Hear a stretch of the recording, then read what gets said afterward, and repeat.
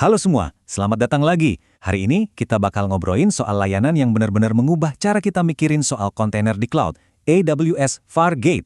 Kalau Anda termasuk yang suka pusing sama urusan infrastruktur, nah Anda ada di tempat yang pas banget. Yuk kita mulai. Pernah nggak sih Anda lagi asik ngoding, terus mikir, duh, saya kan cuma mau jalanin kode, kenapa jadi ribet banget ngurusin server, update OS, sama scaling segala macam? Tenang, Anda nggak sendirian kok. Ini keluhan klasik di dunia developer dan DevOps. Oke, sebelum kita loncat ke solusinya, kita bedah dulu deh akarnya.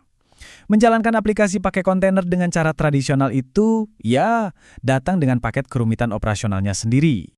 Cara lama ini tuh rasanya kayak sirkus, juggling kerjaan yang nggak ada habisnya. Kita harus siapin mesin virtual atau EC2, terus kita rangkai jadi klaster pakai ECS atau EKS. Udah gitu harus dipantau terus, di-scale, belum lagi pusing mikirin security patch. Semua ini bikin fokus kita keganggu dari hal yang paling penting, yaitu bikin aplikasi yang keren.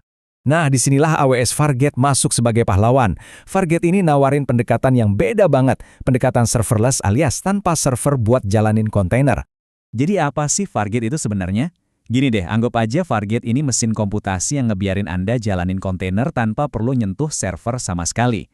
Bener-bener lupa deh sama yang namanya milih tipe instance, ngatur kapasitas cluster, atau pusing mikirin infrastruktur di belakangnya.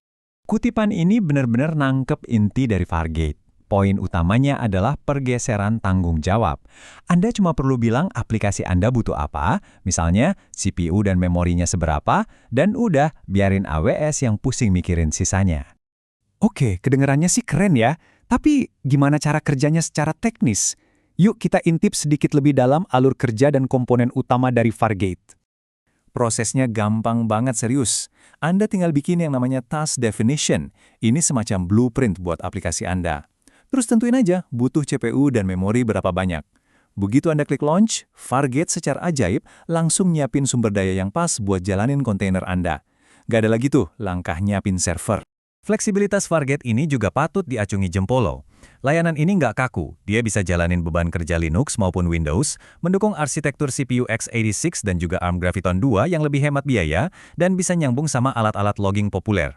Jadi kemungkinan besar, teknologi yang Anda pakai sekarang udah cocok. Nah, ada satu detail teknis yang penting banget nih, soal jaringan. Setiap task di Fargate itu wajib jalan di mode jaringan yang namanya AWS VPC. Artinya apa? Artinya, setiap task itu dapat Elastic Network Interface atau ENI sendiri, jadi dia punya semacam KTP jaringan yang unik di dalam VPC Anda, mirip banget kayak instance EC2. Terus gimana soal penyimpanan? Secara default nih, Anda langsung dapat 20 GB penyimpanan sementara. Gratis. Kalau butuh lebih, misalnya buat proses data yang besar, bisa di-upgrade sampai 200 GB. Nah, buat data yang harus tetap ada walaupun tasknya udah mati, Anda bisa pasang sistem file Amazon EFS buat penyimpanan permanen. Sekarang, kita pindah ke topik yang nggak kalah penting, malah mungkin paling penting, biaya. Gimana sih cara kerja harga Fargate dan gimana caranya biar kita bisa lebih hemat? Modelnya simpel banget, bayar cuma yang Anda pakai. Harga itu dihitung dari jumlah vCPU sama memori yang Anda alokasikan buat tugas Anda. Dan tagihannya dihitung per detik. Ini artinya nggak ada lagi bayar buat kapasitas yang nganggur. Yang sering kejadian kan kalau kita pakai klaster berbasis EC2. Dan jangan lupain bonus yang satu ini. Setiap tugas Fargate itu udah termasuk 20 GB penyimpanan sementara tanpa biaya tambahan. Ini berguna banget loh, karena banyak aplikasi butuh ruang buat download image, nulis log, atau sekedar buat coret-coretan sementara. AWS juga ngasih kita dua cara utama buat hemat. Kalau aplikasi Anda itu fleksibel dan nggak masalah kalau sesekali diinterupsi, misalnya buat proses data batch, Anda bisa pakai Fargate Spot buat dapat diskon gede-gedean.